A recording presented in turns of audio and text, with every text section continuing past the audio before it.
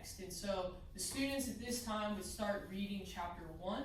We're going to just read a section of chapter 1. It was emailed to you by Dr. Sullivan. You can bring it up here if you want to. It's actually on the presentation. Oh, cool.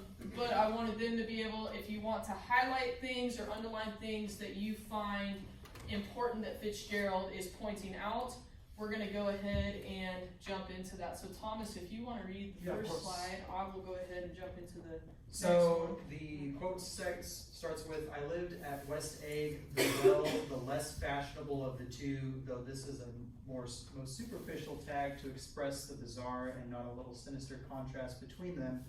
My house was at the very top of the egg, only 50 yards from the sound, and squeezed between two huge places that rented for $12,000 or $15,000 a season.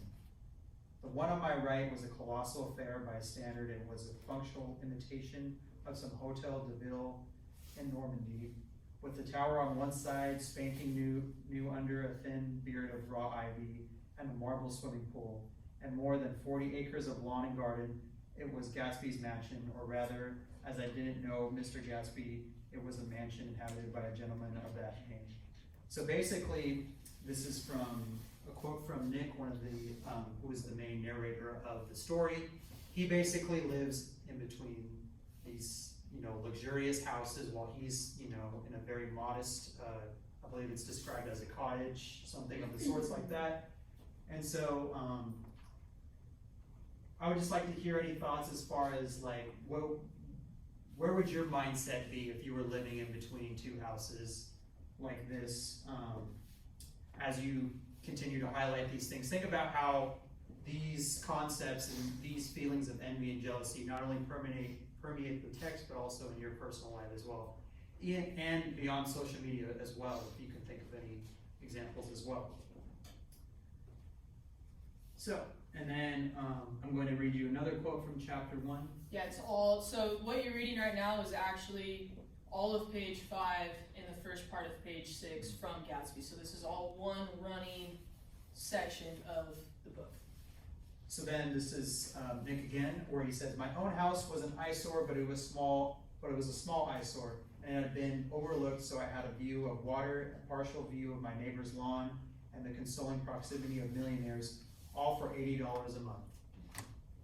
Across the Courtesy Bay, the white palaces of fashionable East Egg glittered along the water, and the history of the summer really begins on the evening I drove over there to have dinner with Tom Buchanan's. Daisy was my second cousin, once removed, and I'd known Tom in college, and just after the war I'd spent 2 days with them in Chicago. Her husband, among various physical accomplishments, had been one of the most powerful ends that ever played football at New Haven. A national figure in a way, one of those men who reached such an acute limited excellence at 21, and everything afterwards saviors of anticlimax.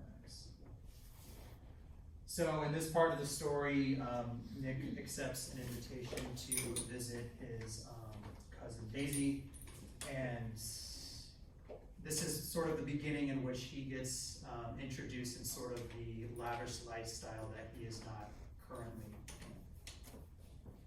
in. Awesome. His family were enormously wealthy. Even in college, his freedom with money was a matter of reproach. But now he'd left Chicago and come east in a fashion that rather took your breath away. For instance, he brought down a string of polo ponies from Lake Forest. It was hard to realize that a man in my own generation was wealthy enough to do that. Why they came east, I don't know. They had spent a year in France for no particular reason, and then drifted here and there unrestfully wherever people played polo and were rich together. This was a permanent move, said Daisy over the phone, but I didn't believe it. I had no sight into Daisy's heart, but I felt that Tom would drift on forever seeking, a little wistfully, for the dramatic turbulence of some irrecoverable football game. So we have Nick, again, as Thomas was saying, who is our primary character, primary narrator. He would represent somebody in the middle class in this day and age. And then he's got his cousin Daisy and Daisy's husband Tom. They are two of the major players in this story. Tom, particularly being, if there's a bad guy in the story, he would basically represent the bad guy in the story. We get Gatsby's name mentioned, briefly, but at this point Nick hasn't officially met Gatsby yet, so we won't be talking about him tonight, although he is the other major player. So those are the 4 characters that this book primarily centers around. We have a few others that come in and out that will help drive the plot forward. But out of curiosity, you can go ahead and